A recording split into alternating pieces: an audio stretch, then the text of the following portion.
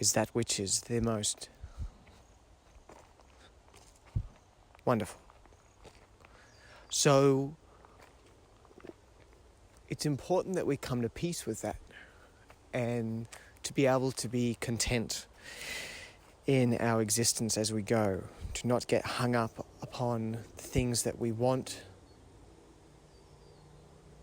in the future, but also to be able to have goals of things that we want, to work towards, to make movement.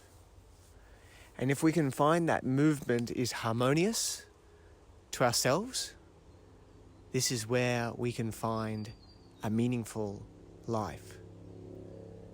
You see, we have a wonderful capacity, but it's just about recognizing what that capacity is most effectively used in.